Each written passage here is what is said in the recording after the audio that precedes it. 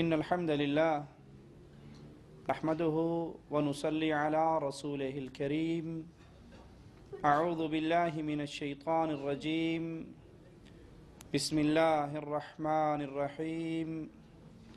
قل لا يعلم من في السماوات والأرض الغيب إلا الله وما يشعرون أيان يبعثون.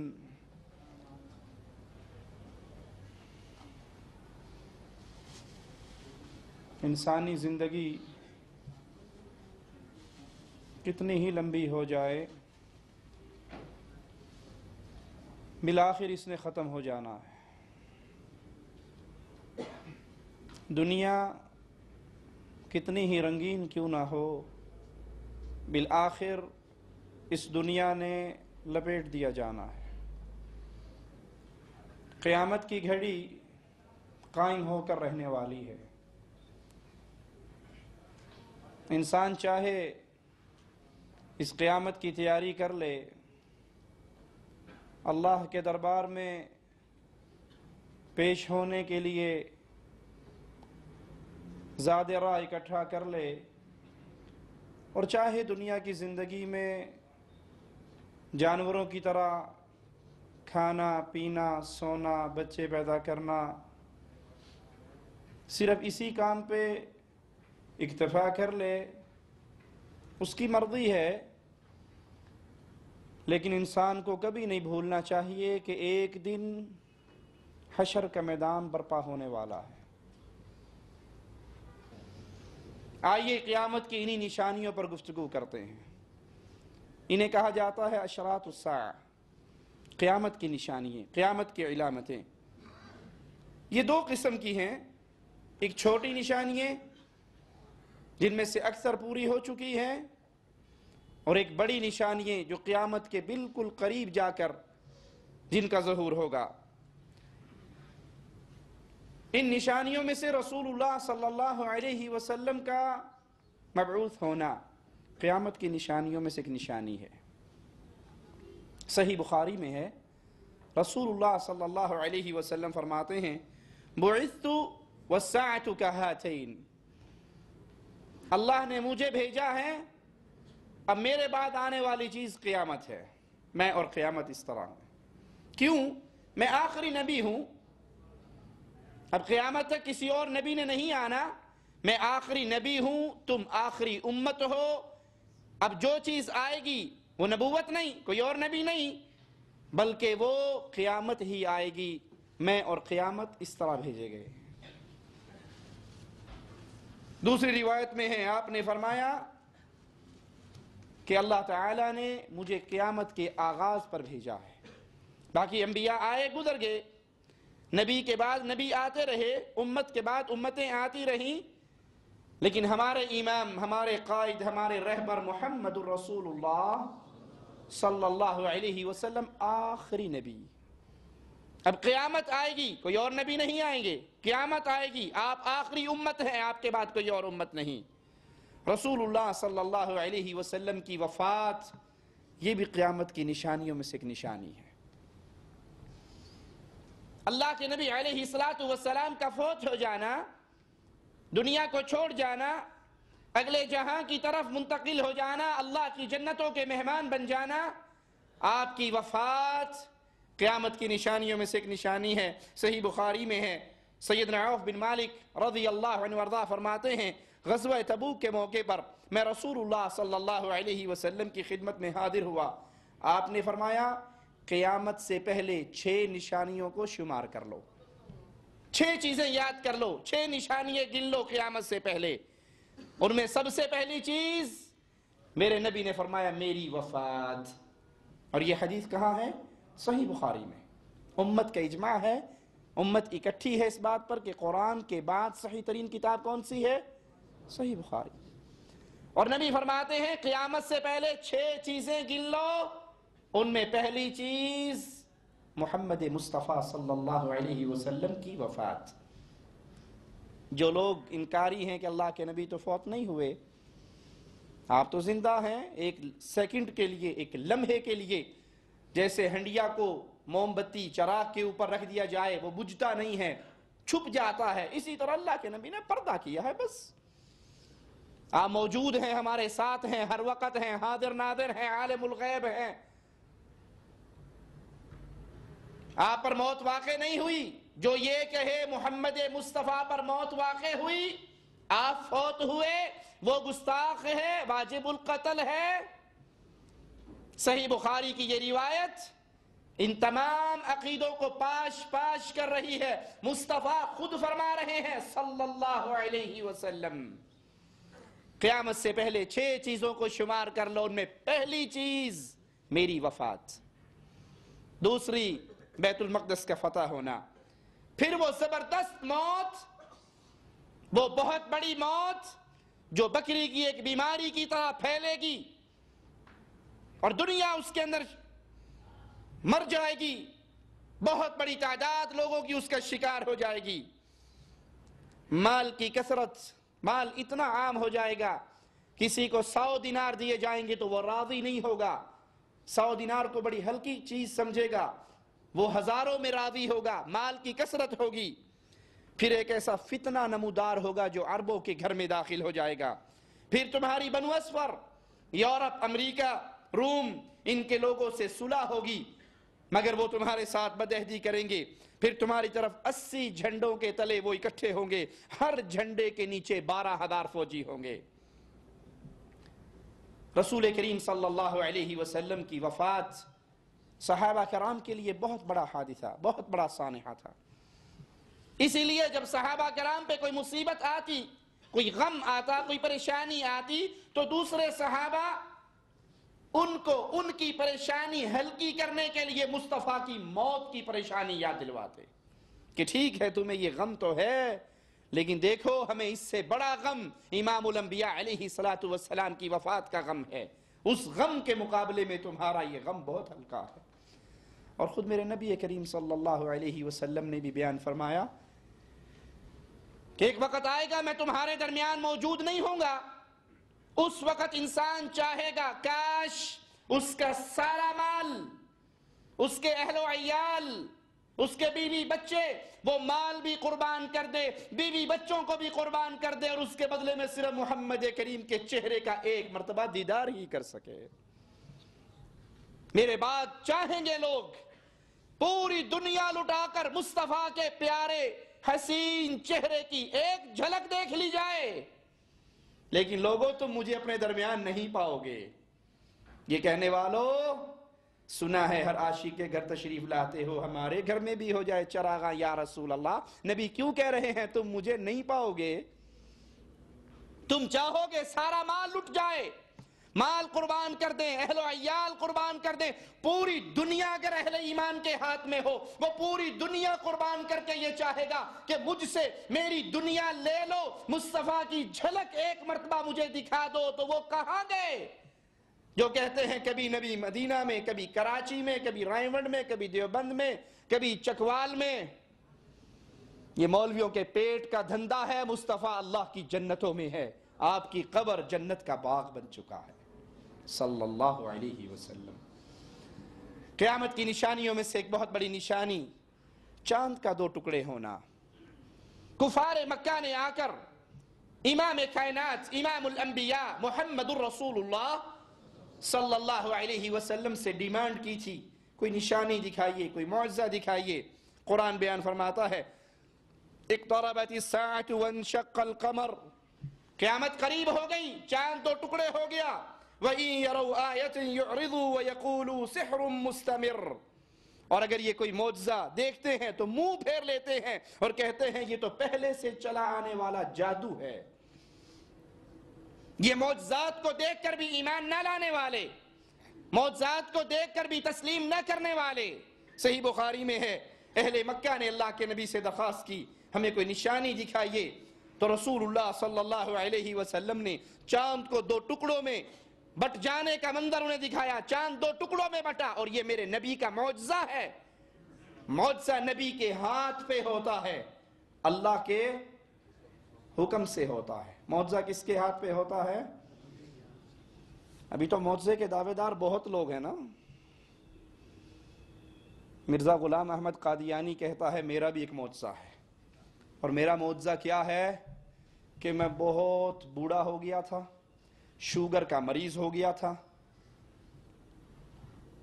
قوت مردمی میرے اندر سے بالکل ختم ہو گئی تھی، بوڑھا تھا، شوگر کا مریض تھا، دانت میرے گر گئے تھے، قوت مردمی ختم ہو گئی تھی، پھر بھی میرے بیٹا پیدا ہوا۔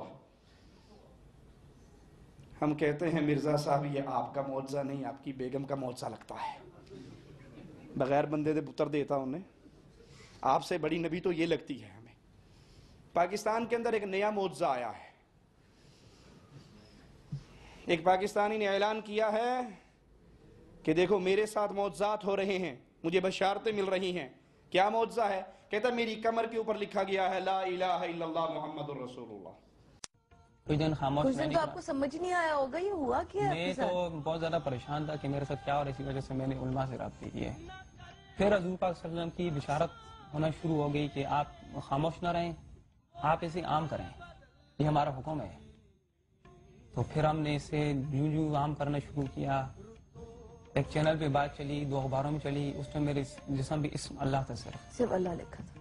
تو ہزاروں لوگوں نے آگے دیکھا تو پورا کلمہ میرے جسم پہ آ گیا، مختلف جگہوں پر آیا، وہ چلا گیا، لیکن یہاں جو پورا کلمہ آیا وہ ابھی بھی ہے۔ اس کے بعد معجزات ہوتے گئے، اے قرآن پاک کا تحفہ مجھے ملا۔ یہ آپ کو غیبی طور پہ ملا؟ یہ غیبی طور پر۔ انا للہ و انا الیہ راجعون۔ کہتا میرے ماتھے پہ لکھا ہوا ہے اللہ۔ جب پہلا پروگرام شوٹ کیا تو نیئر بھائی نے، تو اس کے بعد میرے ماتھے پہ بھی اللہ کا نام آ گیا۔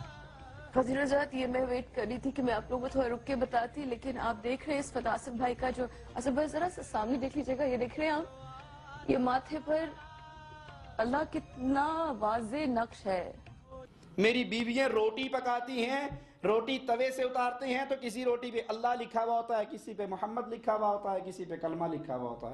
اور جب سے میرے جسم پہ اللہ کا نام آیا ہے، اللہ پاک نے ان کے ہاتھ میں کوئی ایسی برکت ڈال دی ہے کہ جب بھی یہ روٹیاں پکاتی ہیں، اس پہ جب کوئی بڑا واقعہ ہوتا ہے، روٹیاں ویسے ہی پکاتی ہیں تو ان پہ اسم اللہ، بسم اللہ الرحمن الرحیم، لا الہ الا اللہ محمد رسول اللہ، لا الہ الا اللہ، مختلف قسم کی آیتیں نمایاں اور قدرتی طور پر آ رہی ہیں، اور ہمیں مزید ہدایت یہ ہو رہی ہے کہ اسے آپ عام کرتے جائیں۔ لا حول ولا قوت الا باللہ۔ کہتا ہے ایک اور معجزہ مجھے ملا، مجھے مصلی ملا، جائے نماز ملی، اس مصلی پہ لکھا ہوا تھا لا الہ الا انت سبحانک انی کنت من الظالمین۔ اس کے بعد مجھے ایک جائے نماز ملی اللہ پاک کی طرف سے تحفہ، جس سے پوری آیت لکھی ہوئی ہے لا الہ الا انت سبحانک انی کنت من الظالمین۔ یہ معجزہ ہے، مجھے ملا ہے، مصلی ملا ہے، اس پہ آیت لکھی ہوئی ہے۔ اب یہ مصلی نیچے بچھا کے نماز پڑھا جاتا ہے نا، تو نعوذ باللہ قرآن کی آیت زمین پہ بچھائی جائے گی اور ظالم تو اس کے اوپر کھڑے ہو کر نماز پڑھے گا۔ عقل پتہ نہیں کہاں گھاس چرنے چلی جاتی ہے ان ظالموں کی۔ اصل میں بے روزگاری بہت زیادہ ہے، کہتا ہور پاسو دانے لب دے کوئی نہیں، ایویں 4 چنگے لبن گئے ہیں۔ یہ دکانداری ٹھیک ہے، یہ کاروبار ٹھیک ہے۔ ارے باتھ روم میں جاتے ہوئے قرآن حکیم، اللہ کا نام، آیات وہ ساتھ لے جانا جائز؟ اور وہ ڈرامہ کر رہا ہے کہ میری کمر پہ پورا کلمہ لکھا ہوا، وہ باتھ روم نہیں جاتا؟ اس کی بی بی کو بھی معجزے ملے ہیں کہ وہ روٹی پکاتی ہے، اس پہ اللہ لکھا جاتا ہے، اس پہ محمد لکھا جاتا ہے، توے کے اوپر اللہ محمد، آگ کے اوپر۔ دعویٰ کرتے ہوئے تمہیں شرم نہیں آتی؟ تو اپنی بیوی کے ساتھ ملتا ہے، یہ کلمہ تیرے ساتھ ہے، یہ ماتھے پر اللہ لکھا ہوا ہے، کیا یہ رب کی اور اس کے رسول کے ناموں کی توہین نہیں ہے؟ ٹیلی ویژن والوں نے بھی کمائی کرنی ہوتی ہے، سما ٹی وی نے اس کا پورا ڈرامہ دکھایا۔ دودھ کا پیالہ مجھے ملا، اس میں 2 پھول تھے اور 6 دن سے وہ نہ دودھ خراب ہوتا ہے نہ پھول مرجھاتے ہیں۔ اس کے بعد ایک دودھ کا پیالہ جو ہم اس کے بعد کافی دوبارہ بشارت ہوئی کہ آپ اسے عام کریں، آپ جو مطلب خاموش دودھ نہ کا رہیں۔ پیالہ بھی آپ کو غیبی طور پہ ملا؟ جی یہ اس طرح ملا کچھ کہ میں ایک دن تہجد کی نماز پڑھ کے ایسے پریشان ہو کے بیٹھا ہوا تھا کہ یہ دودھ کا کہ اتنے ہم حضور پاک صلی اللہ علیہ وسلم کی بشارتیں اور اللہ کے حکم کو ہم آگے بڑھا رہے ہیں، لیکن ان کو بڑھانے کے لیے تیار ہی نہیں آگے۔ تو سجدے میں جا کے رونے لگا. ہاں، اور اب تک آپ کی پیٹھ پر واضح میرے پیٹھ نقش پہ- ہو چکا تھا. جی. اچھا، اور قرآن پاک آپ کو غیبی طور پر ہوا میں اس طرح نظر آنے لگا. جی. یہ آپ کے پاس ہاتھ میں نظر نہیں، میں نے اس کو خود اٹھایا ہے. خود آپ نے ہوا میں سے اٹھایا؟ جی میں نے خود اٹھایا ہے، بغیر سارے کے تھا یہ. اور یہ دودھ جب میں سجدے میں جا کے رونے لگا تو جیسے اٹھا میرے آگے یہ دودھ، اور یہ پھول اسی طرح تازہ تازے ابھی بھی، یہ دودھ اسی طرح ہے، اس کا ذائقہ بھی اسی طرح ہے ابھی بھی. یہ دودھ اور یہ گلاب کے جو پھول ہے یہ بالکل ایز اٹ از آپ یہ کو ملا. تقریباً ایک ہفتہ ہو گیا. ایک ہفتہ ہو گیا، لیکن یہ پھول بھی اسی طرح تازہ. یہ کب ملا آپ کو؟ یہ ایک ہفتہ پہلے کی بات ہے، آپ کے جس سے میرا پروگرام حوصلہ، شوٹ کرنے سے بھی پہلے 2-3 2 دن پہلے. جس سے میرا اور حوصلہ بڑھ گیا. ارے معجزات خاص ہیں محمد الرسول اللہ کے ساتھ، انبیاء کے ساتھ، انبیاء کی جماعت کے ساتھ. اور مصطفیٰ کے جانے کے بعد اگر کوئی غیر نبی معجزے کا دعویٰ کرتا ہے، رب محمد کی قسم وہ مسلمان نہیں رہتا، کافر ہو جاتا ہے. لا نبی بعدی، مصطفیٰ کے بعد کوئی نبی نہیں. جب کوئی نبی نہیں ہے تو کوئی معجزہ بھی نہیں ہے. کبھی تو چکوال کے اندر 5 فٹ کا پاؤں بنا کر کہتے ہیں جی یہ اللہ کے نبی کا قدم لگا ہے ہمارے گھر کے اندر، اللہ کے نبی میرا عید میلاد کی رات ہمارے گھر میں آئے تھے. اور کوئی کہتا ہے کہ وہاں دور ہے جانا، اور اتنا بڑا قدم ثابت کرنا بھی دور ہے، اپنی کمر پہ لکھوا لو، کھدوا لو، اور پھر ٹی وی پہ آ جاؤ، دنیا چندہ دینے کے لیے، آپ کی بیعت کرنے کے لیے پہنچ جائے گی. معجزات خاص انبیاء کے لیے ہیں. اس سے پوچھا یہ کیسے تجھے معجزے ملے؟ کہتا میرے ماں پیو دی دعاواں نے. باقی ساری دنیا کے ماں باپ اپنی بچوں کے لیے بد دعائیں کرتے ہیں، تیرے پیو نے انوکھی دعا کی تھی. یہ ڈرامہ ہے، یہ دھوکہ ہے، یہ فراڈ ہے، یہ اسلام کو بدنام کرنے کے طریقہ کار ہیں.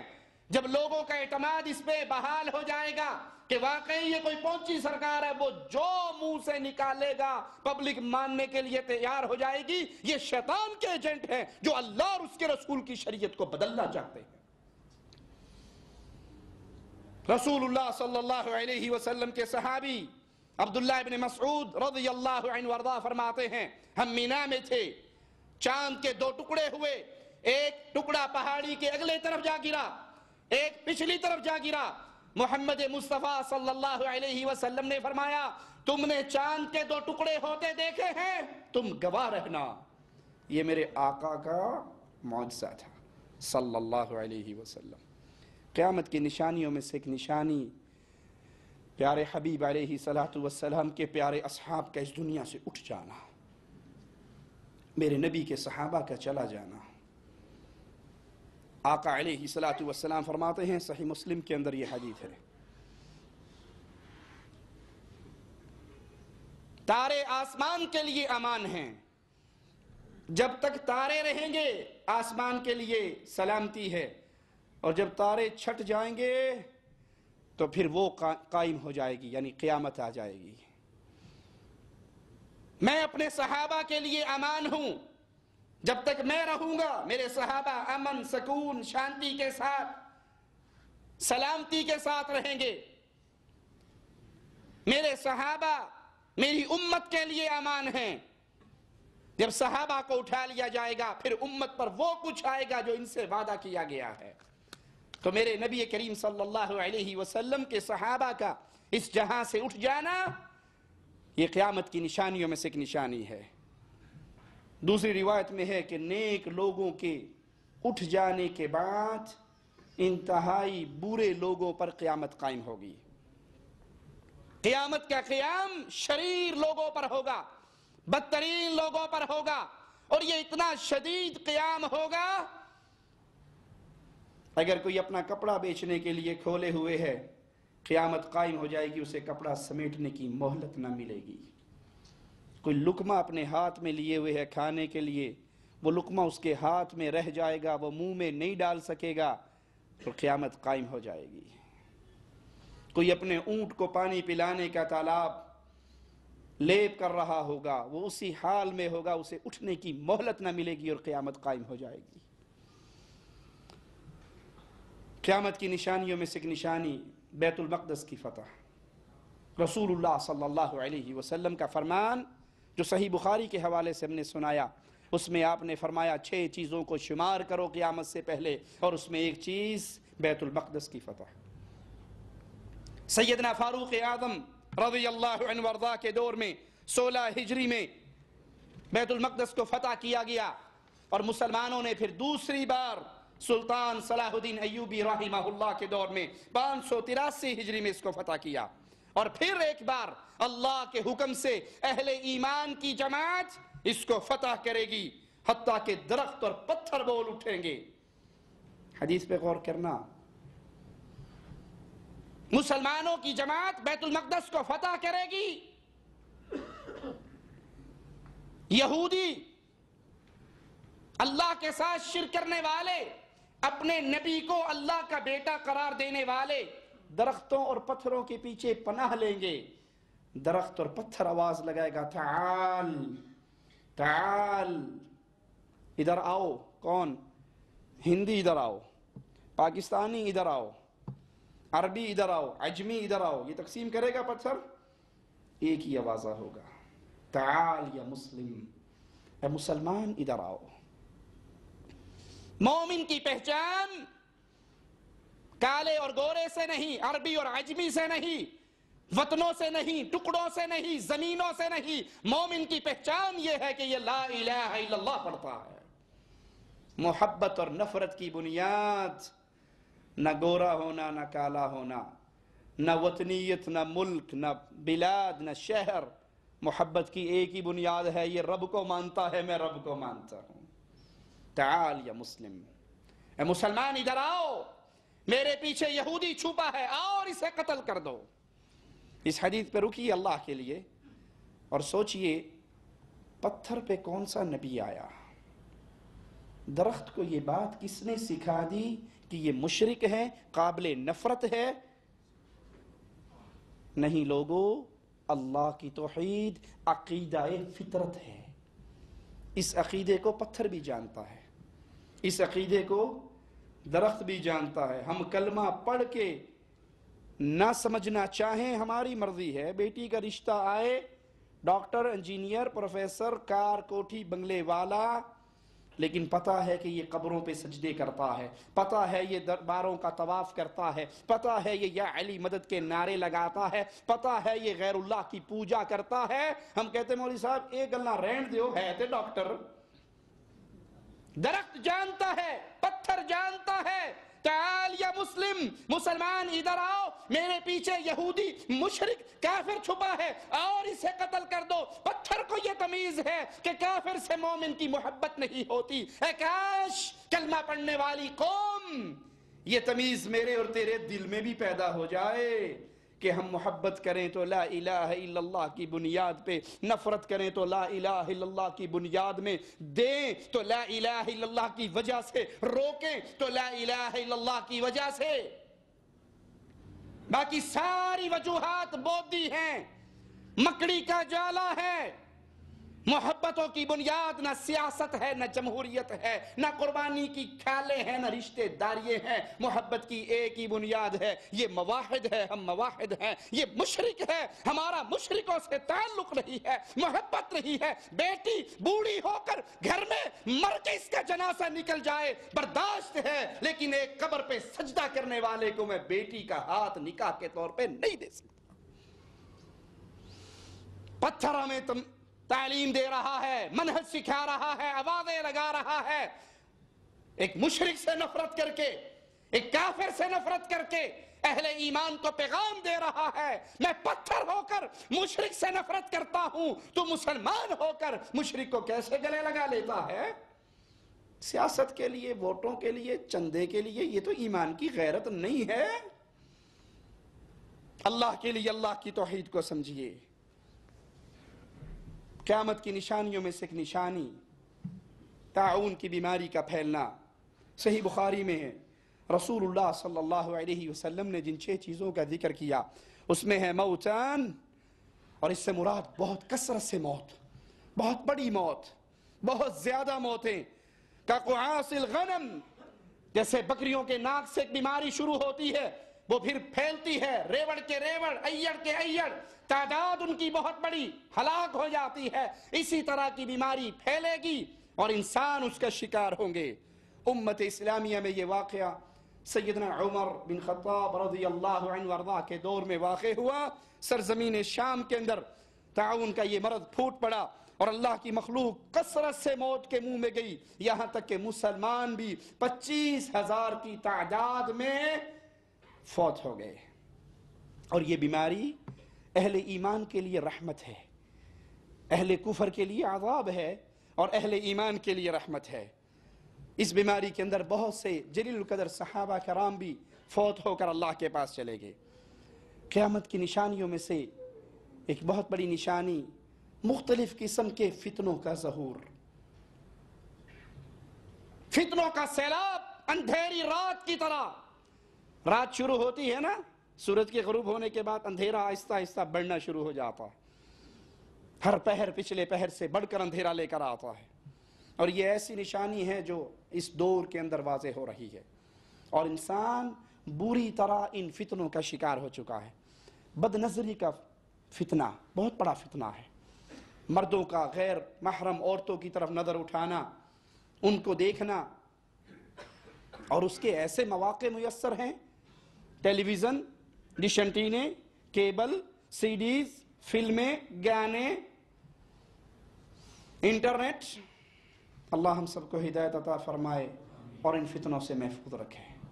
اچھے بھلے دیندار لوگ بھی اس فتنے کا شکار کیسے ہو جاتے ہیں؟ مولوی صاحب مینوں پتہ ہے فلماں ویکھنی تے گناہ نے، مینوں پتہ ہے ڈرامے بھی ٹھیک نہیں ہیں، میں گھر میں ٹی وی لایا ہوں خبراں سنن واسطے، کدی کدی کرکٹ دا میچ بھی ویکھ لینا، زیادہ میں خبراں ہی سندا۔ خبر سنانے کے لیے ماشاءاللہ اللہ کے اولیاء آ کر سناتے ہیں نا، خبریں سنانے کے لیے تو کوئی بے حیا اور بے غیرت عورت نہیں آتی ہوگی چینل پہ، کسی کا سر کھلا نہیں ہوتا ہوگا، کوئی سج دھج کے میک اپ کر کے نہیں آتی ہوگی۔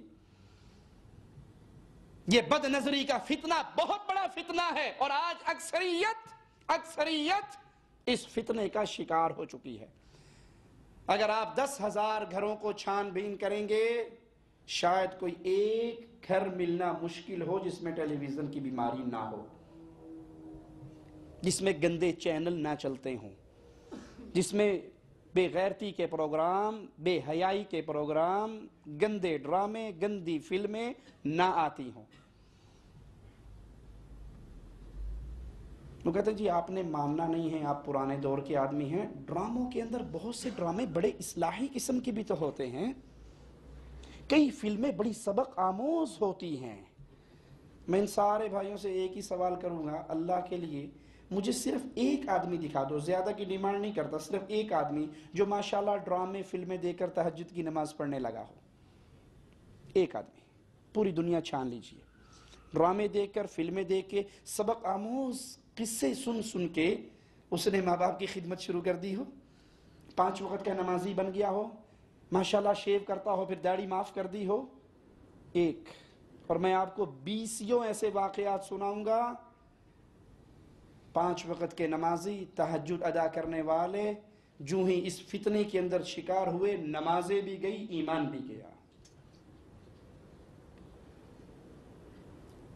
ٹی وی چینلز، گندے میگزین، انٹرنیٹ کی گندی ویب سائٹس، ویڈیو، موبائل، سی ڈیز، گندی تصویریں ان کے ذریعے، گندی فلمیں ان کے ذریعے، اور بڑی محبت سے آج جمعرات ہے نا، کل جمعہ ہے، چھٹی ہے، لیٹسٹ فلم آئی ہے پشتو، ہم لے کر آئے ہیں، پاکستان سے آئی ہے، انڈین فلم لیٹسٹ، بڑی سپر ہٹ فلم ہے، ارے کیا کمال کی فلم، صاحب آئیے نا، چائے بھی پئیں گے اور فلم بھی دیکھیں گے۔ کہتا نہیں مجھے، کہتا اللہ میرے ساتھ دوستی ہے اور دوستی کا اتنا بھی حق نہیں ہے، میرے مگر لا کے تو فلم نہیں دیکھ سکتا، یاری ہے چھولیاں دا وڈ ہے۔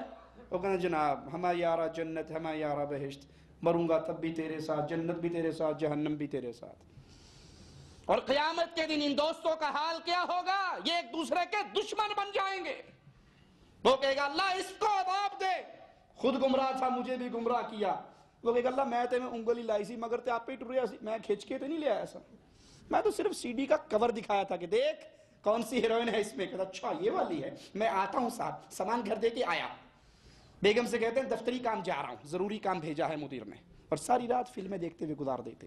انا للہ و انا الیہ راجعون۔ جس نے ان بے حیائی کے فتنوں سے اپنے دامن کو بچا لیا اس نے ایمان کا ذائقہ چکھ لیا۔ اللہ سب سے پہلے کہنے والے کو پھر ہر سننے والے کو اس فتنے سے محفوظ رکھے۔ اسی طرح حرام مال کا فتنہ آج کے دور میں بہت زیادہ ہے۔ بینک سے سود مل رہا ہے، وہ کہتے ہیں جی پوسٹر لگے ہوئے، آپ کے پاس گاڑی نہیں ہے، ٹینشن کیوں لیتے ہو، ہم گاڑی دینے کے لیے تیار ہیں، پہلی قسط معاف، دوسری قسط معاف، تیسری قسط معاف، چوتھی قسط میں ایسا گلے کے اندر رسا ٹائٹ کریں گے پتر ساری عمر مگر لگا رہے گا۔ ہمارے ایک عزیز نے بینک سے لون لے کر کوٹھی بنائی، کچھ عرصے پہلے میرا ان کے پاس جانے کا اتفاق ہوا، میں نے پوچھا یہ آپ نے کوٹھی بنائی تھی، بینک سے لون لیا تھا، 10 سال گزر گئے، 10 سال کیا صورتحال ہے، کتنا اصل زر باقی ہے، کتنا قرض ادا کر دیا؟ کہنے لگا بھائی اللہ کی قسم 10 سال سے ہر سال صرف سود دے رہے ہیں، پوری کی پوری رقم ہمارے ذمہ باقی ہے۔ یہ تمیز ہی ختم ہو گئی کہ بینک سے لون لے کے مکان بنانے والا تو مر کے قبر میں دفن ہو جائے گا، یہ سود اس کے گلے کی ہڈی بن جائے گی، اس کو حساب دینا ہوگا، مزے اس کی اولاد کرے گی۔ بینک سے لون لے کے زرعی آلات لینے والوں، گاڑیاں لینے والوں، سود کے معاملے کرنے والوں اور نہ سوچنے والوں، یہ حرام مال جو ہم آ رہا ہے، اگر ہم کلمہ گو ہیں رب کے سامنے مصطفیٰ کے فرمان کے مطابق اپنے قدم کو حرکت نہیں دے سکیں گے جب تک اس سوال کا جواب نہ دے لیں مال کمایا کہاں سے تھا، خرچ کہاں پہ کیا تھا۔ حلال و حرام کی تمیز ختم۔ بینک کی طرف جا کر اپنے دامن کو نہ بچائیے۔ آپ کی کمپنیوں کے اندر نہیں سود چلتا؟ جس کمپنی میں تنخواہ لیٹ ہو جاتی ہے، جس کی جیب بھری ہوئی ہے، وہ مجبور لوگوں سے نہیں کہتا 100 ریال چاہیے، 100 ریال لے لو، پگار ملنے پر 120 لوں گا۔ یہ کیا ہے؟ شیر مادر سمجھ کے پی جانے والوں، یہ سود نہیں ہے تو کیا ہے؟ حرام مال کا فتنہ، رشوت کا فتنہ، نشہ آور چیزوں کی خرید و فروخت کا فتنہ، نسوار بیچنے والوں، بیڑی بیچنے والوں، گٹکا بیچنے والوں، سگریٹ بیچنے والوں، یہ حرام چیز بیچ رہے ہو۔ پینے والے کو تو گناہ ہے، سونگنے والے کو تو گناہ ہے، بیچنے والے کا گناہ بھی اس سے کم نہیں ہے۔ جہاں سگریٹ پینے والا گنہگار، وہاں اس سگریٹ کو بیچنے والا گنہگار، جہاں نسوار کھانے والا گنہگار، وہاں نسوار فراہم کرنے والا، سیل کرنے والا، بیچنے والا گنہگار۔ حرام لباس کا فتنہ آج واللہ دکھ سے یہ بات کہنی پڑتی ہے، انسان اپنی نوجوان بیٹیوں، نوجوان بیٹوں کے ساتھ کسی بڑی مارکیٹ میں جا ہی نہیں سکتا۔ گندا ڈریس، گندا لباس۔ وہ ایک بوڑھی عورت نے اس طرح کا ڈریس دیکھا کسی کے گھر میں، تو کہنے لگی پتری اپنی بیٹی سے، کہنے لگی بیٹی ایک کیڑے ویلے پائی دے، اس سے تو نہ جسم چھپ رہا ہے نہ سطر چھپ رہا ہے، یہ بے حیائی کا لباس کس وقت پہننے کا ہے؟ اور بازار بھرے ہوئے، شاپنگ پلازے بھرے ہوئے، ہمارے گھر بھرے ہوئے، ہمارے گھر کا ماحول، شادی کا ماحول، فنکشن اٹینڈ کر کے دیکھ لیجئے، عورتیں عورتوں میں جاتی ہیں تو ننگی، مرد مردوں میں جاتا ہے تو ننگا۔ ٹائٹ پینٹ نہیں دیکھی آپ نے؟ جسم کا ایک ایک انگ انگ ظاہر ہوتا ہے اس کی پینٹ سے۔ اور رسول اللہ صلی اللہ علیہ وسلم فرما رہے ہیں ایسے لباس سے بچو جو آپ کے اعضاء کو، آپ کے ننگ کو، آپ کے جسم کو ظاہر کرے۔ اور یہ ٹائٹ پینٹ پہننے والوں کو دیکھ لو، بیچارے نماز پڑھتے ہوئے رکوع سجدے میں جاتے ہیں، کوئی ان کا پارٹس آف باڈی ایسا ہے جو پچھلوں کو نظر نہ آتا ہو؟ اس کی موٹائی، اس کی چوڑائی، اس کا جسم، وہ کپڑے پہنے ہوئے بھی چغلی کھا رہا ہے کہ میں ننگا ہوں، صرف لوگوں کی آنکھوں میں نے مٹی جھولی ہوئی ہے۔ گندے لباس کا فتنہ، بے حیائی کے لباس کا فتنہ، اور بچپن سے ماں باپ تو بڑے خوش ہوتے ہیں ہمارا بیٹا پینٹ شرٹ پہنتا ہے، ماشاءاللہ بڑا ہی اچھا لگتا ہے۔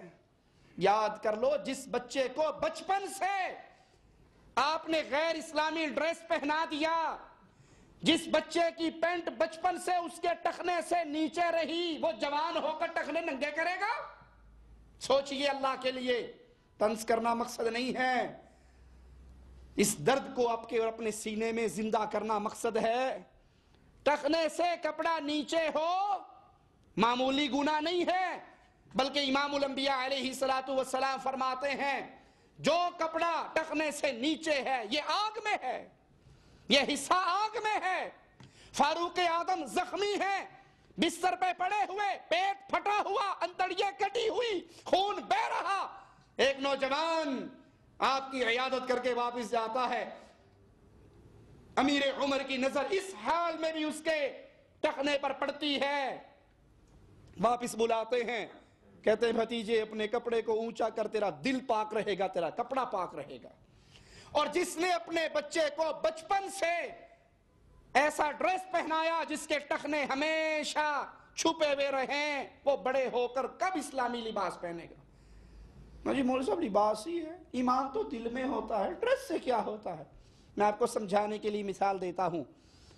انڈیا پاکستان دونوں علاقوں کے بھائی موجود ہیں، پاکستانی بریگیڈیئر فوج کا، آرمی کا ڈیوٹی پر جاتے ہوئے انڈین فوج کے بریگیڈیئر کی وردی پہن کے چلا جائے، کورٹ مارشل ہوگا؟ اس کا نہیں ہوگا، گرفتار ہو۔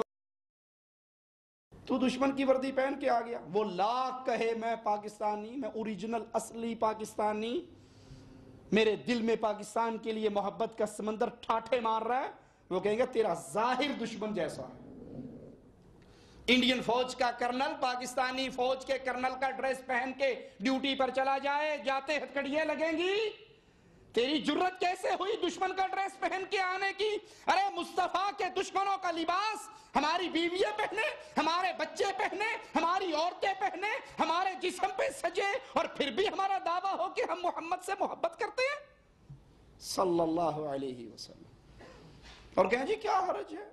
اندر سے تو پیار ہے نا، جب پیار اندر ہوتا ہے تو ظاہر کو بدل دیتا ہے۔ جس کے اندر کے پیار نے اس کے ظاہر کو چینج نہیں کیا، وہ سوچے اس کے اندر کا پیار کیسا ہے۔ اندر سے لا کہتا رہے مجھے اللہ کے نبی سے بڑی محبت ہے، لیکن روزانہ صبح اٹھ کے داڑھی شیو کرتا رہے، اس داڑھی کو پیارے نبی کی سنت کو گٹر کی گندگی میں بہاتا رہے اور کہتا رہے نبی سے بڑا پیار ہے۔ ارے پیار سچا ہوتا تیرا چہرہ محمد جیسا بن جاتا صلی اللہ علیہ وسلم۔ تو یہود و نصارہ اور مجوسیوں جیسا منہ بنا کر پیغام دے رہا ہے مجھے محمد کریم کا چہرہ اچھا نہیں لگتا، یہود و نصارہ کا چہرہ اچھا لگتا ہے۔ تیری زبان کہے نہ کہے، تیرا دل پکار پکار کر، تیرا عمل پکار پکار کر کہہ رہا ہے۔ اور اگر کوئی آج کے دور میں ان چیزوں سے دور ہو جائے، وہ اپنے گھر میں ٹی وی نہ رکھے، وہ ڈش نہ لگائے، وہ کیبل نہ لگوائے، وہ شادی پہ موویاں نہ بنوائے، وہ اپنی بیوی کو تیار ہو کر دیکھنے سے پہلے مووی میکر کو نہ دکھوائے، وہ جہیز نہ لے، وہ برات کے ڈرامے نہ کروائے، وہ دنیا جہان کی ان مصیبتوں سے اپنے دامن کو بچا لے، ہر کوئی کیا کہے گا پتہ نہیں کیڑی دنیا دا بندہ ہے، یہ اتوں لتھی مخلوق تھے نہیں، ہر بندہ اس کو اجنبی سمجھے، ہمارے مطلب کا نہیں ہے، یہ کسی اور دنیا میں رہتا، بھائی اس کو چھوڑ دو پاگل ہو گیا۔ یہ آج کے دور میں بھی ایسا بندہ ہے۔ یاد کر لو مصطفیٰ علیہ السلام کا فرمان، ایک دور آئے گا فتنوں کا دور، دین پہ عمل کرنا اتنا مشکل ہوگا جیسے مٹھی میں انگارے کو بند کرنا مشکل ہوتا۔ ایک روایت میں آتا ہے جو اس دور میں دین پہ پورا عمل کرے گا، فتنوں کے دور میں، جب داڑھی رکھنے والے کو ملا، ملوٹا، صوفی، ملوانا، جب شلوار اونچی کرنے والے کو کہا جائے بکریاں چران چل رہا ہے، چھوٹے بھائی کی پہن آیا ہے، کپڑا بچانے لگ گیا، بارش تو نہیں ہو رہی کپڑے کیوں ٹونگ لئی، جب بیوی کو پردہ دیور سے، جیٹ سے، پھوپے سے، خامد کے چچا سے، خامد کے ماموں سے، کزن سے پردہ کروایا جائے تو پتہ نہیں کس قسم کا انسان ہے۔ آج کل تو عورتیں مردوں سے کندھے سے کندھا ملا کے چلتی ہیں، کھانے اکٹھے ہوتے ہیں، ہوٹل ایسے نہیں ملتے جہاں لیڈیز کا پورشن الگ ہو.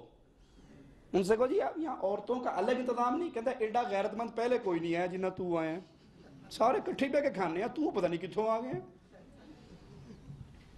ایسا دور جو فتنوں کا دور ہے، اسلام پہ عمل کرنا، انگارے کو مٹھی میں لینا ہے.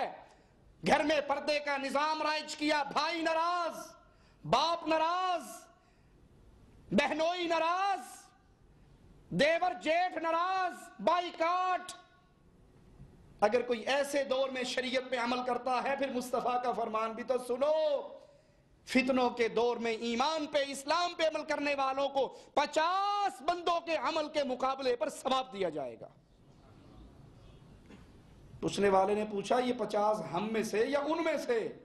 فرمایا بل منکم، تمہارے 50 کے بدلے اس ایک بندے کو اجر ملے گا جو فتنوں کے دور میں اسلام پہ پورا عمل کرے گا.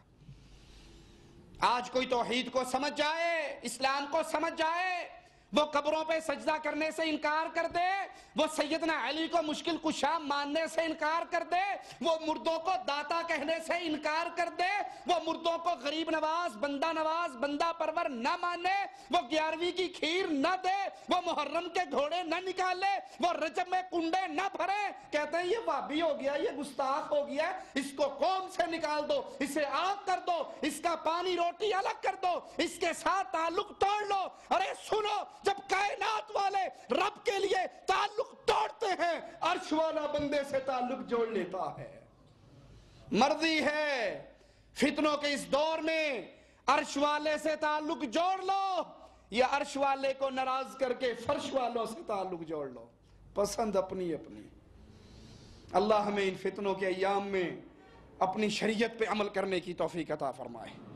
صحیح مسلم میں ہے، امام الانبیاء علیہ السلام فرماتے ہیں بادروا بالاعمال، نیکی کرنے میں جلدی کرو، نیک اعمال کرنے میں جلدی کرو، کیونکہ فتنے آ رہے ہیں، فتنوں پہ فتنہ چڑھا ہے. کقطع اللیل المظلم، جیسے اندھیری رات میں اندھیرے ایک دوسرے پہ چڑھتے ہیں ویسے فتنوں پہ فتنہ چڑھا ہے. یصبح الرجل مؤمنا، انسان صبح کرے گا مومن ہوگا، شام کرے گا کافر ہوگا، شام کو مومن ہوگا، صبح کو کافر ہوگا. رسول اللہ صلی اللہ علیہ وسلم نے فجر کی نماز پڑھائی، بارش والی جگہ، مٹی گارا، اس میں سجدہ کیا. سلام پھیر کے پوچھا میرے صحابہ جانتے ہو آج رب نے کیا کہا ہے؟ آقا علیہ السلام اللہ ورسولہ اعلم، غیب کی ساری خبریں رب کے پاس ہے، رب جو چاہتا ہے مصطفیٰ کو بتا دیتا ہے، ہمیں نہیں پتا. کہا رب نے کہا ہے بارش کے اس ایک بارش کے نزول سے کچھ لوگ کافر ہو کر اٹھے ہیں، کچھ مومن ہو کر اٹھے ہیں. جس نے یہ کہا بارش اللہ کی رحمت ہے، اللہ نے برسائی ہے، مومن ہوئے، اور جس نے کہا فلاں ستارے کی وجہ سے یہ بارش برسی ہے، وہ کافر ہوئے. آج کے دور کی زبان کے مطابق یہ بارش بابا جی نے کرم کیا ہے، فلاں ڈھیری پہ بکرے کی نیاز دی تھی بارش ہو گئی، فلاں بیری کے نیچے چادر بچھا لی بیٹا ہو گیا، فلاں قبر سے انگوٹھی مندر کڑے چھلے تعویذ من کے، بابا جی کا تھوک، بابا جی کا نمک، بابا جی کے ٹکڑے، بابا جی کی راکھ چاٹی تھی، بیماری ختم ہو گئی. جس کا یہ عقیدہ ہو گیا وہ کافر ہو کر اٹھا. میری باتیں ہو سکتا ہے کسی بھائی کو سخت لگیں، لیکن یاد رکھنا شوگر کے مریض کو چینی کا چمچہ دو گے اسے جلدی مار دو گے. ہو سکتا ہے نیم کی گولی کسی کی شفا کا سبب بن جائے. میں نے آپ سے چندہ تو لینا نہیں ہے، ہاتھ تو پھیلانا نہیں ہے. یہ گرم گرم باتیں کیوں کرتا ہوں؟ میرے درس میں آنے والوں، قیامت کے دن تم میں سے کوئی بندہ رب کے دربار میں میرا گریبان نہ پکڑ سکے. اس نے ہمیں حق بتایا نہیں تھا. تمہارے سامنے وعدے کر رہا ہوں، یہ شرک ہے، یہ توحید ہے، راستے کھول دیے ہیں. چاہے وادی شرک میں گر جاؤ، چاہے وادی توحید میں آ کر مصطفیٰ کے پیاروں میں شامل ہو جاؤ۔ آج کے دور میں بہت سے سیٹلائٹ چینلز اپنے گھر گھر میں پہنچا رہے ہیں۔ امام ابن ابی شیبہ رحمہ اللہ صحیح سند کے ساتھ اپنی کتاب میں حذیفہ بن یمان سے یہ روایت ذکر کرتے ہیں، انہوں نے فرمایا لَيُوشِكَنَّ أَن يُصَبَّ عَلَيْكُمْ شَرٌّ مِّنَ السَّمَاءِ حَتَّى يَبْلُغَ الْفِيَافِي، مجھے خدشہ ہے آسمان سے تم پہ شر نازل ہوگا جو فیافی تک پہنچ جائے گا۔ کہنے والے نے کہا ابو عبداللہ یہ فیافی کیا ہے؟ فرمایا بے آباد بنجر زمین، وہ بھی اس فتنے سے محفوظ نہیں رہے گی۔ اور عربوں کی زبان میں، عربوں کی لغت میں السماء ہر اس چیز کو کہتے، آسمان السماء، اس سے مراد ہر وہ چیز لیتے جو انسان کے اوپر سے آتی، اور ٹی وی سیٹ بھی ہر اس فتنے کو پیش کرتا ہے جو مصنوعی سیاروں کے ذریعے اوپر سے اس تک پہنچایا جاتا ہے، حتیٰ کہ آج کل نہ جنگل بچے ہیں نہ صحرا بچے ہیں۔ جنگلوں کے اندر بھی جانے کے لیے، پکنک منانے کے لیے جب جاتے ہیں تو ڈش انٹینے کی لعنت کو ساتھ لے جاتے ہوئے نہیں بھولتے۔ مجھے یاد ہے فقیروں کی ایک بستی میں ایک مرتبہ کچھ راشن بانٹنے کا اللہ نے موقع دیا، جھوپڑیاں تھی، واللہ رب کی قسم جھوپڑیاں تھی، جھوپڑیاں ایسی کمزور جھوپڑیاں کہ بارش آ جائے تو وہ بھی نہ روکے۔ میں نے اپنی آنکھوں سے دیکھا جھوپڑیوں میں چولہا جلانے کے لیے ان کے پاس کچھ نہیں ہے، لیکن ڈش انٹینے کی لعنت دروازے پہ سجی ہوئی ہے۔ یہ نشانی بھی پوری ہو گئی۔ گھر گھر کے اندر، گھر گھر کے اندر گانے ہیں، گھر گھر کے اندر ڈانس ہے، گھر گھر کے اندر ناچنے والی کنجریاں ہیں۔ اور اللہ کے نبی صلی اللہ علیہ وسلم نے فرمایا تھا انتظار کرنا جب لوگ شراب کو حلال کر لیں، ریشم کو حلال کر لیں، معازف ان گانوں کو، ساز کو، موسیقی کو حلال کر لیں، پھر انتظار کرنا سرخ اندھیریوں کا، زمین کے پھٹ جانے کا، دھس جانے کا۔ اور یہ گھر گھر کے اندر پہنچ چکی ہے۔ گھر گھر تو چھوٹی بات ہے، رب کا گھر نہیں بچا ہے۔ جتنے بیٹھے ہو اپنے اپنے گریبان میں جھانکو، کتنوں کے موبائل میں گانے بھرے ہوئے ہیں، ساز موسیقی کی بیل انہوں نے اپنے موبائل پہ سیٹ کر لی ہے۔ کتنے ہیں جو 10 دنوں کے بعد پھر کمپیوٹر والوں کے پاس جاتے ہیں، اے جڑا گانا لا کے دیتا سی نا پرانا ہو گیا، جی نویں فلم آئی نا او دے گانے دے رنگ ٹون بنا کے بھرتے۔ غیرت ختم ہو گئی، نہ مسجد کی عزت رہی نہ رب کی عزت کا پاس رہا۔ میں مثال دیتا ہوں سمجھانے کے لیے، چھیڑنے کے لیے نہیں۔ آپ کی مسجد میں کوئی ہندو، آپ کی مسجد میں کوئی عیسائی، کوئی یہودی آ جائے، ٹیپ ریکارڈ اس کے پاس ہو، اس میں گانوں کی کیسٹ لگائے اور مسجد کے اندر آن کر کے بیٹھ جائے، آپ کی نماز ہو رہی ہو، امام صاحب کہہ رہے ہو الحمدللہ رب العالمین، اور وہ گانا لگا دے، بھلے وہ گانا آپ کا پسندیدہ ہی کیوں نہ ہو، سلام پھیرنے کے بعد اس ہندو کو زندہ چھوڑو گے؟ اس کے ساتھ محبت کرو گے؟ کوئی خان کا بچہ ہوگا تو گولی بھی مار دے گا، باقی شاید ڈنڈے سے گزارا کر لیں۔ ہے ایسا یا نہیں؟ اللہ کے لیے مجھے جواب دیجئے، اس ہندو، عیسائی، یہودی کو تو مارنے کے لیے آپ تیار ہو، اس نے ہماری مسجد ناپاک کی، اس نے ہماری نماز خراب کی، اس نے الحمد شریف کے مقابلے پر گانے لگائے۔ ارے جب آپ کے موبائل میں گانے کی ٹون چلتی ہے، جو کام ہندو کرے تو مر جائے، آپ کر رہے ہو؟ کبھی اپنے آپ سے بھی سوال کیا کہ آپ کی غیرت کہاں مر گئی؟ انا للہ و انا الیہ راجعون۔ صحیح بخاری میں ہے، رسول اللہ صلی اللہ علیہ وسلم کی اس حدیث پہ غور کیجئے، اور میرے نبی کی سچائی، میرے نبی کی دی ہوئی خبریں کیسی پوری ہوئیں۔ اللہ کے نبی صلی اللہ علیہ وسلم چونکہ اللہ کی طرف سے کلام کرتے تھے وحی سے، آپ نے ان جنگوں کی خبریں دی جو مسلمانوں کے درمیان ہوئیں، اور ان جنگوں کی خبریں دی جو مسلمان اور کفار کے درمیان بھی ہوں گی۔ شہادت عثمان رضی اللہ عنہ وارضاہ کے بعد سیدنا علی اور سیدنا معاویہ کے درمیان جنگ ہوئی 36 ہجری میں۔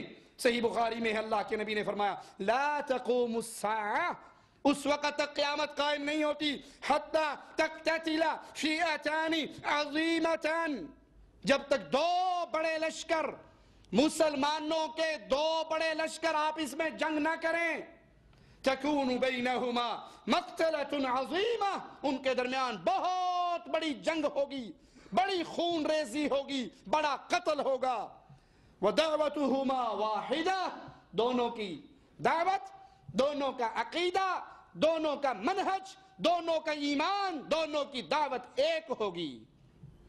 اور یہ جنگ غلط فہمی کی بنیاد پر سیدنا علی اور سیدنا امیر معاویہ کے درمیان ہو چکی۔ شہادت عثمان کے بعد حضرت معاویہ نے ان کے خون کا قصاص مانگا۔ سیدنا علی نے کہا پہلے میری ہاتھ پہ بیعت کرو۔ سیدنا علی حق پر تھے کہ پہلے خلیفہ کی بیعت کی جاتی۔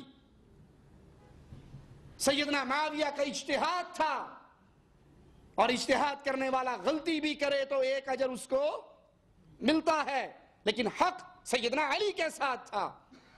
اہل سنت کا عقیدہ ہے اگر صحابہ کے درمیان اختلاف ہو، اگر صحابہ کے درمیان اختلاف ہو، چونکہ دونوں سے اللہ راضی ہے، سب صحابہ سے اللہ راضی ہے، صحابہ کے لیے جنتی کا سرٹیفکیٹ پہنچ چکا ہے، لہذا اہل سنت اپنی زبانوں کو دراز نہیں کرتے، سب کا ادب کرتے ہیں، سب کا احترام کرتے ہیں۔ نہ امیر معاویہ کو گالی دینا جائز ہے، نہ سیدنا علی کو گالی دینا جائز ہے، نہ رافضی بننا جائز ہے، نہ ناصبی بننا جائز ہے۔ اہل سنت بنیے، علی کا احترام رضی اللہ عنہ وارضا، معاویہ کا احترام رضی اللہ عنہ وارضا ہم پر واجب ہے۔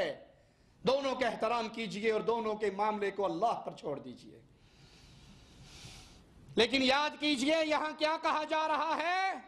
دعوتہما واحدہ، دعوت دونوں کی ایک، پکار دونوں کی ایک، منہج دونوں کا ایک، ایمان دونوں کا ایک، عقیدہ دونوں کا ایک، قرآن دونوں کا ایک۔ اسی لیے جب جنگ ختم ہوئی، ابو الحسن والحسین سیدنا علی سے پوچھا گیا اپنے مقتولوں پہ جنازہ پڑھیں؟ کہا نہیں، سب کو اکٹھا کرو، علی سب کا جنازہ پڑھے گا۔ سیدنا معاویہ کے ایمان کا انکار کرنے والوں، اگر معاویہ مومن نہ ہوتے، علی ان کے قتل ہونے والوں کا جنازہ کبھی نہ پڑھتے، رسول ان کے بارے میں کبھی نہ کہتے کہ ان دونوں کی دعوت ایک ہے۔ اہل سنت صحابہ کے باہمی اختلاف پر خاموشی اختیار کرتے ہیں۔ اسی طرح قیامت کی نشانیوں میں سے ایک نشانی خوارج کا فتنہ، خارجیوں کا گروہ نمودار ہوا۔ امت میں سے صحابہ کرام کے منہج کو چھوڑ کر کچھ لوگ فرقوں میں بٹ گئے، اور ان فرقوں میں سے گمراہ فرقہ خوارج کا فرقہ ہے، جو اصل میں سیدنا علی کے ساتھی تھے۔ جب سیدنا علی اور معاویہ کی جنگ ہوئی، سیدنا معاویہ کے لشکر نے نیزوں پہ قرآن حکیم کو بلند کیا کہ ہم قرآن پہ فیصلہ کرتے ہیں۔ ایک حکم سیدنا معاویہ کی طرف سے اور ایک سیدنا علی کی طرف سے مقرر ہو گئے۔ جنگ ختم ہو گئی، ان کے اوپر فیصلہ چھوڑ دیا گیا کہ تم نے فیصلہ کرنا ہے، تم نے رپورٹ دینی ہے۔ تو ایک گروہ اٹھا، انہوں نے کہا حکم تو خاص اللہ کے لیے ہے، ان الحکم الا للہ، تم نے انسانوں کو حکم بنا کر کفر کیا۔ حالانکہ ان کا یہ عقیدہ باطل ہے۔ اللہ میاں بیوی کے اختلاف کے موقع پر قرآن حکیم میں بیان کرتا ہے کہ دو آدمی حکم بن جائیں، ایک بیوی کے اہل سے اور ایک خامند کے اہل سے، اور مل کر فیصلہ کریں۔ قرآن خود بیان کرتا ہے۔ ان کا جملہ سچا تھا، لیکن اس جملے سے جو مراد لی جا رہی تھی وہ باطل تھی۔ حضرت علی جب واپس کوفے کی طرف آئے تو یہ گروہ الگ ہو گیا اور ایک بستی میں قیام کیا۔ خارجوں کے عقیدے کیا ہیں؟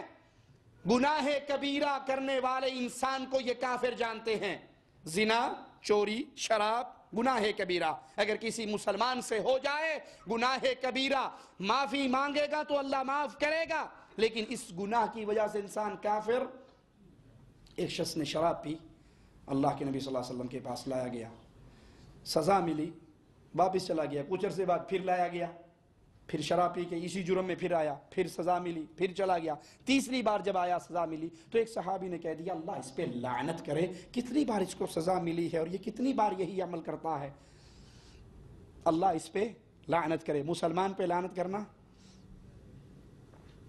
رسول اللہ صلی اللہ علیہ وسلم نے فوراً ٹوکا, غضبناک ہو گئے, کہا اس پہ لعنت نہ کرو, شیطان کی مدد نہ کرو اس کے اوپر, اس کو لعنت نہ کرو, تم نہیں جانتے یہ اللہ اور اس کے رسول سے محبت کرتا ہے. گناہ کبیرہ کی بغیر معافی کے یہ گناہ معاف نہیں ہوتا, اس پہ معافی مانگنا ضروری ہے.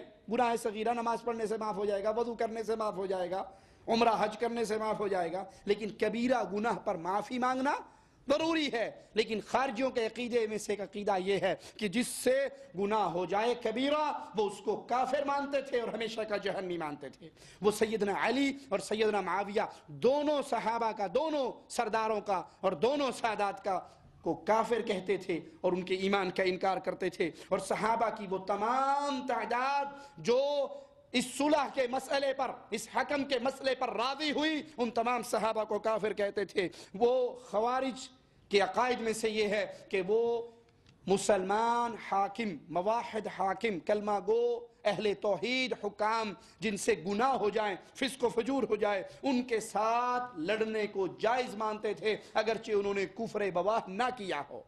اور مسلمان حکمران اگر اس سے گناہ ہوتا ہے, فسق و فجور ہوتا ہے, تو اس کے ساتھ اسلام لڑنے کی اجازت نہیں دیتا. خروج کی اجازت اس وقت ملتی ہے جب کھلا اوپن کفر بواح کر لیں, اور تب بھی خروج تب کرنا ہے جب اتنی طاقت ہو کہ اس فتنے کو ختم کر کے تم امن اور سکون لا سکو. صحیح بخاری میں ہے, ابو سعید رضی اللہ عنہ رضا سے بیان ہے, فرماتے ہیں ایک دفعہ ہم اللہ کے نبی کی خدمت میں حاضر تھے, آپ مال غنیمت, مال بانٹ رہے تھے. ایک شخص آیا, بنو تمیم سے اس کا تعلق تھا, اس نے کھڑے ہو کر کہا اے اللہ کے رسول صلی اللہ علیہ وسلم انصاف کیجئے مال بانٹنے میں, انصاف سے مال بانٹیے. کیا مطلب کہ آپ انصاف نہیں کر رہے؟ رسول اللہ صلی اللہ علیہ وسلم نے فرمایا اللہ تجھے تباہ کرے, اگر میں انصاف نہیں کروں گا تو کون انصاف کرے گا؟ اللہ تجھے تباہ کرے, ہلاک کرے, برباد کرے, اگر میں انصاف نہیں کروں گا تو کون انصاف کرے گا؟ اگر میں رسول اللہ ہو کر عدل و انصاف نہ کر سکا تو میں تو ناکام اور نامراد ہوا. سیدنا عمر نے کہا یا رسول اللہ صلی اللہ علیہ وسلم اجازت دیجئے اس ظالم کی گردن کو میں کاٹ دوں. آپ نے کہا نہیں, چھوڑ دو, یہ اور اس کے ساتھی ایسے ہوں گے. یہ خوارج کا بہت بڑا آدمی تھا, یہ اور اس کی نسل, اس کے آدمی, اس کے ساتھی ایسے ہوں گے. اگر تم میں سے کوئی, صحابہ میں سے کوئی اپنی نماز کو ان خارجیوں کی نماز کے مقابلے پر پیش کرے گا, اپنی نماز کو ہلکا پائے گا, اپنے روزے کو اس کے مقابلے میں بے وقت پائے گا. اور یہ قرآن بہت پڑھیں گے لیکن ان کا قرآن پڑھنا ان کے گلے سے, ان کے حلق سے نیچے ان کے دل میں نہیں اترے گا. اور یہ ایمان سے ایسے نکلے ہوئے ہیں. یہ خوارج مسلمانوں کی تکفیر کرنے والے, مسلمان اہل توحید مواحد حکمران کی تکفیر کرنے والے گناہوں کی وجہ سے یہ ایمان سے ایسے نکلے ہوئے ہیں جیسے تیر تیزی سے شکار میں سے نکل جاتا ہے. ان کا ایمان اور اسلام سے تعلق نہیں ہے. اسی طرح قیامت کی نشانیوں میں سے ایک نشانی جھوٹے نبیوں کا ظہور. رسول اللہ صلی اللہ علیہ وسلم نے فرمایا, اور یہ حدیث صحیح بخاری میں ہے, لا تقوم الساعة حتى يبعث دجالون كذابون قريبا من 30 كلهم يزعم انه رسول اللہ. اس وقت تک قیامت قائم نہیں ہوگی جب تک کذاب, جھوٹے دجال نبیوں کا ظہور نہ ہو جائے, اور ان کی تعداد 30 ہوگی. اور اس 30 سے مراد کہ جن نبیوں کو شہرت ملی ہوگی, جن کے ماننے والے زیادہ ہوں گے, ان کی تعداد 30 ہوگی, وگرنہ دعوے دار تو بہت زیادہ ہوں گے. اور ان میں سے ہر کوئی یہ گمان کرے گا کہ میں سچا اللہ کا رسول ہوں. مرزا غلام احمد قادیانی ماضی قریب کے اندر ایک جھوٹا گزرا ہے. وہ اپنی کتاب میں لکھتا ہے کہ رسول اللہ صلی اللہ علیہ وسلم پر جس طرح وحی آتی ہے, فرشتے آتے تھے, مرزا غلام احمد کہتا ہے میرے اوپر بھی وحی آتی تھی, میرے اوپر بھی فرشتہ آتا تھا. اور جب مجھے پیسوں کی ضرورت ہوتی, نوٹاں دی کھیڑ, جب مجھے پیسوں کی ضرورت ہوتی تو ایک فرشتہ مجھے پیسے پہنچایا کرتا تھا اور اس کا نام تھا ٹیچی ٹیچی. میں کہتا ہوں کہ عربی زبان میں ٹے نہیں ہے، تے ہے، دو نقطوں کے ساتھ تے ہے، لیکن ٹے یہ ہماری اردو زبان میں ہے. انگلش میں ٹی ہے، عربی میں اس لیے آپ نے عربوں کو سنا ہوگا نا، وہ ٹی نہیں کہتے، تی کہتے، تی. ٹے نہیں ہے. یہ ٹیچی ٹیچی فرشتہ آندہ سے میں لگتا ہے کہ تو برطانیہ تو ہی ٹر کے آندہ سے. عربی زبان میں تو ٹے ہے نہیں. یہ انگریزوں کا بنایا ہوا نبی اور انگریزوں کے بھیجے ہوئے فرشتے. جیسی میت ویسے ہی فرشتے. اللہ کے نبی صلی اللہ علیہ وسلم نے فرمایا 30 کے قریب کذاب اور دجال جھوٹے نبوت کے دعوے دار ہوں گے، اور یہ نشانی بھی ظاہر ہو چکی. قدیم اور جدید دور کے اندر نبوت کے دعوے کرنے والوں نے، ایک نے نبی صلی اللہ علیہ وسلم کے اسود عنسی نے نبی صلی اللہ علیہ وسلم کے دور میں مرتد ہوا اور نبوت کا اعلان کیا، اور یہ پہلا شخص تھا جو مرتد ہوا امام الانبیاء علیہ السلام کے دور میں. مسند احمد میں ہے، اللہ کے نبی نے خطبہ دیتے ہوئے فرمایا اللہ کی قسم قیامت قائم نہ ہوگی جب تک 30 جھوٹے دجال ظاہر نہ ہو جائیں، اور اس سلسلے کی آخری کڑی کانا دجال ہے. سب سے بڑا دجال اس سلسلے کی آخری کڑی ہے. ابو داؤد میں ہے، اللہ کے نبی نے فرمایا قیامت اس وقت تک قائم نہ ہوگی جب تک میری امت کے کچھ قبائل، یہ ابو داؤد حدیث نمبر 4252، حدیث پہ غور کرنا، قیامت اس وقت تک قائم نہیں ہوگی جب تک میری امت کے کچھ لوگ مشرکین سے نہ مل جائیں، کچھ قبائل دوبارہ مشرکین سے نہ مل جائیں اور وہ بتوں کی پوجا نہ کریں. میری امت میں 30 دجال ظاہر ہوں گے، اور ہر ایک یہ گمان کرے گا کہ وہ نبی ہے، حالانکہ میں خاتم النبیین ہوں اور میرے بعد کوئی نبی نہیں ہے. اس حدیث میں ایک تو اشارہ ہے 30 جھوٹے نبیوں کا، اور ایک اشارہ ہے دوبارہ بتوں کی پوجا کا. تو ہندو بتوں کو مٹی کا بت بنا کر باہر رکھ کر پوجتا ہے، اور ہم جب انسان مر جاتا ہے اس کو قبر میں دفنا کر مٹی میں بند کر کے پھر پوجتے ہیں. معاملہ وہی ہے. یہ کھڑے کو پوج رہا ہے، یہ لمبے پڑے کو پوج رہا ہے، یہ اس کو دیوتا کہہ رہا ہے، اور یہ اس کی در پہ آ کر چیخے مار رہا ہے. یہ اسی چیز کی طرف نشانی ہے جس کی اللہ کے نبی نے خبر دی تھی. اسی طرح امن اور خوشحالی کی کثرت ہوگی. مسند احمد میں ہے، اللہ کے نبی نے فرمایا قیامت اس وقت تک قائم نہ ہوگی جب تک سرزمین عرب دوبارہ باغات اور نہروں کی اس میں کثرت نہ ہو جائے، یہاں تک کہ ایک سوار عراق سے چل کر مکہ پہنچے گا اور اسے دوران سفر رستہ بھولنے کے علاوہ کوئی خوف نہ ہوگا، البتہ حرج کی کثرت ہوگی. صحابہ نے پوچھا یہ کیا چیز ہے؟ تو آپ صلی اللہ علیہ وسلم نے فرمایا کثرت سے خون ریزی اور قتل. حجاز سے ایک بڑی آگ کا ظہور ہوگا. قیامت کی نشانیوں میں آپ نے خبر دی. ان خبروں میں سے ایک خبر یہ بھی ہے کہ ارض حجاز سے مدینہ شریف کے قریب ایک زبردست آگ ظاہر ہوگی، اور علماء نے لکھا ہے کہ یہ آگ 654 ہجری میں ظاہر ہو چکی. علامہ ابن کثیر رحمہ اللہ فرماتے ہیں ارض حجاز سے وہ عظیم آگ ظاہر ہوگی جس سے بصرہ کے اونٹوں کی گردنیں روشن ہو جائیں گی. صحیح بخاری میں ہے، رسول اللہ صلی اللہ علیہ وسلم نے فرمایا قیامت اس وقت تک قائم نہ ہوگی جب تک ارض حجاز سے ایک ایسی آگ ظاہر نہ ہو جس سے بصرہ کے اونٹوں کی گردنیں روشن ہو جائیں. اور یہ آگ 3 ماہ تک موجود رہی، اور یہ آگ اس قدر شدید تھی کہ مدینے کی عورتیں اس آگ کی روشنی میں اپنے سوت کاتا کرتی تھی. جمادی الاخر 654 ہجری کی 3 تاریخ بدھ کی رات مدینے میں ایک ہولناک آواز سنائی دی، اور پھر اس کے بعد زلزلہ آیا، اور یہ زلزلے کے جھٹکے سلسلہ یہ دراز رہا جمعۃ المبارک کے دن تک. پھر اس کے بعد وہ عظیم آگ ظاہر ہوئی. ترکوں سے جنگ قیامت کی نشانیوں میں سے ایک نشانی ہے. اللہ کے نبی صلی اللہ علیہ وسلم نے اس مارکے کی بھی خبر دی. صحیح بخاری میں ہے، آپ نے فرمایا لا تقوم الساعة حتى تقاتل الترک. اس وقت تک قیامت قائم نہیں ہوگی جب تک تم ترکوں سے قتال نہ کر لو. صغار الاعین حمر الوجوہ، یہ ترکی ان کی آنکھیں چھوٹی اور ان کے چہرے سرخ ہوں گے. قیامت اس وقت تک قائم نہ ہوگی جب تک تم چھوٹی آنکھوں والے، سرخ چہرے والے، چپٹی ناک والے ترکوں سے قتال نہ کر لو. ان کے چہرے گویا ایسی ڈھالیں ہوں گی جن پہ چمڑا لگایا ہوا ہوتا ہے. قیامت قائم نہ ہوگی جب تک تم ایک ایسی قوم سے قتال نہ کر لو جن کے جوتے بال والی جلد کے بنے ہوئے ہوں گے. اس حدیث کے بیان میں ترک لوگوں سے مراد وہ تاتاری ہیں جنہوں نے 656 ہجری میں مختلف مسلمان ملکوں کے اندر تباہیاں پھیلا دی، اور پھر اللہ کا تقاضا، اللہ کی حکمت کا تقاضا یہ ہوا کہ انہی میں سے یہ لوگ مسلمان ہو گئے۔